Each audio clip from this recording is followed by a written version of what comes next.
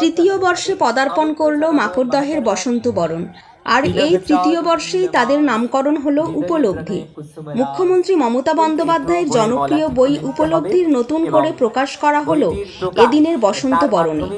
জেলা পরিষদ সদস্যা মালা অধিকারী, মাকড়দহ একের প্রধান দিব্যেন্দু চ্যাটার্জি উপলব্ধির আমাদের চেতনায় এই এদিনের অনুষ্ঠানে প্রদীপ প্রজ্বলন করেন জগৎবল্লভপুর কেন্দ্র তৃণমূল সভাপতি সুবীর চ্যাটার্জি।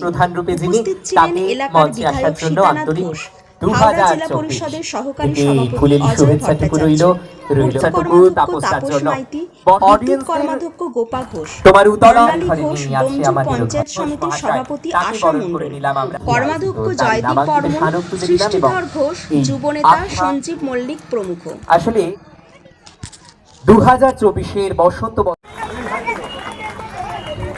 উষ্ণ করতালিটুকু থাকুক, উত্তরীয় পরিধান করে বরণ করে নিলাম আমাদের প্রিয় সুনুদাকে।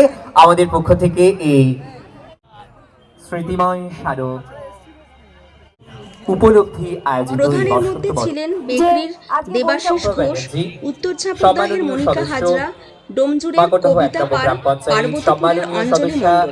তুলি মালিক বাচ্চাটা কি আবার বুড়ো হয়ে যায়, যুগ যুগ ধরে এই জিনিস চলছে, কিন্তু আজকে উদ্যোক্তারা এটা করেছেন, আমি তাদের ধন্যবাদ জানাবো। যে দেখুন, সুকান্ত ভট্টাচার্য লিখেছিল, ক্ষুধার রাজ্যে পৃথিবী গদ্যময়, পূর্ণিমার চাঁদ জানে ঝলসানো রুটি। এটা ঘটনা। কলেজ যে বাজনা, তাইতে কানন দেবীর কণ্ঠে শুনতাম, আজই রং মেশাতে হবে, ওগো আমার প্রিয় তোমার রঙিন উত্তরীয়। তা এইসব শুনতে শুনতে দেখতে দেখতে আমরা বড় হয়েছি, এবং জানেন তো আমরা অত্যন্ত ভাগ্যবান যে এমন একটা ভূপৃষ্ঠে জন্মেছি। এমনি দেখুন, পৃথিবী সমস্ত ইউনিভার্সের মধ্যে একটা মাত্র গ্রহ আজ পর্যন্ত আবিষ্কৃত হয়েছে যেখানে প্রাণের স্পন্দন আছে, বসন্ত।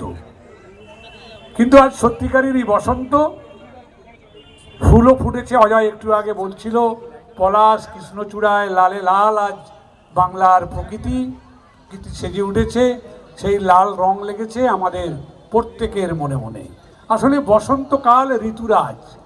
আমাদের প্রতিটি ঋতু, অর্থাৎ আমাদের 6টা ঋতুতে, প্রতিটি ঋতুতেই আমাদের কিছু না কিছু উৎসব আনন্দ আমাদের আছে। আর ঋতুরাজ বসন্ত একদম রঙের, মনের মানুষের মনে রং লাগিয়ে দেয় ঋতুরাজ বসন্ত। তাই এই ঋতুরাজ বসন্তকে কেন্দ্র করে এই হোলি উৎসব, যেটা আমাদের প্রত্যেকের মন, শরীর সব কিছু রাঙিয়ে তোলে। পূর্ণাৎ পূর্ণামুদচ্যতে পূর্ণস্য পূর্ণমাদায় পূর্ণমেবাবশিষ্যতে।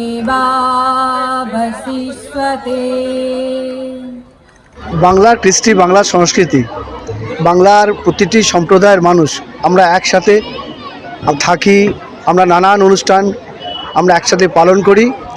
এর সাথে সাথে মাকড়দহ তার উপলব্ধির উদ্যোগে এবার তৃতীয় বছর তারা এই বসন্ত উৎসব সর্বস্তরের মানুষকে সঙ্গে নিয়ে আগামী দিনে পশ্চিমবাংলার মুখ্যমন্ত্রী মমতা বন্দ্যোপাধ্যায় যে কথা বলেন, ধর্ম যার যা উৎসব সবার, আমরা সবাইকে নিয়ে আমরা এই বসন্ত উৎসব একসাথে পালন করছি।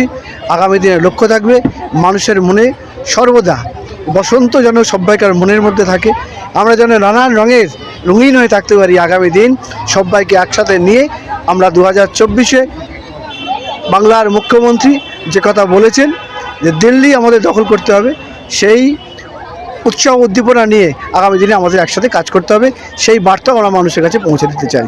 আজকে তো আবির খেললেন, 4ঠা জুন কী করবেন? এই আবির তো মানুষের হৃদয়ে, মানুষের মনে থাকবে। 4ঠা জুন তো বাংলার মানুষরা, সারা ভারতবর্ষের মানুষ রঙিন আবির খেলবেন।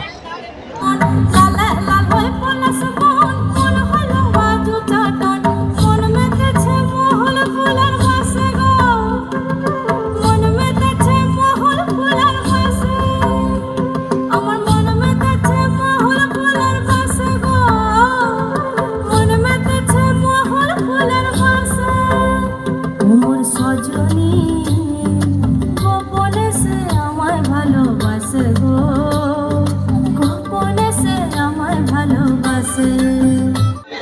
তৃতীয় বর্ষর বসন্ত তো যখন প্রথম করেছিলাম ভেবেছিলাম আস্তে আস্তে গুটি গুটি পায়ে তো তৃতীয় বছর পূর্ণ হলো, তো আরও চাইবো মানুষের আশীর্বাদ নিয়ে এই উৎসবটাকে আরও এগিয়ে নিয়ে যেতে।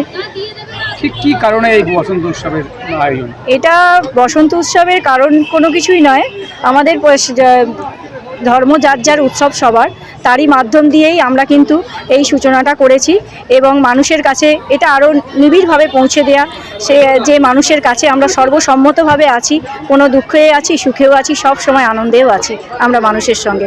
মাননীয় মুখ্যমন্ত্রী যেভাবে সকলের সঙ্গে মিশে কাজ করেন, আমরাও সেভাবে চেষ্টা করছি মানুষের সঙ্গে মিশে আনন্দে সুখে দুঃখে কাজ করতে। বছর আপনি ছিলেন ভারপ্রাপ্ত প্রধান যখন বসন্ত উৎসব হয়েছিল, এবছর আপনি জেলা পরিষদ এবারে প্রেক্ষাপট একটুখানি নতুনত্ব আছে, যেভাবে হচ্ছে আজকে উপলব্ধি আমাদের, যেমন এবারে নতুন হচ্ছে নতুনভাবে নামকরণ হলো উপলব্ধি। দিদির একটা বই আছে উপলব্ধি, সেই উপলব্ধির বইটা পড়ে সত্যি খুব ভালো লেগেছে এবং সেই নামকরণ আমাদের প্রধান দিব্যেন্দু চ্যাটার্জি সুনুদা উনি নামকরণ করেছেন এবং আমরা দুজন মিলে ওই নামকরণটাকে আমরা স্বীকৃতি দেওয়ার জন্য আজকে সকলের মাধ্যমে আজকে এই নামকরণ করা হলো।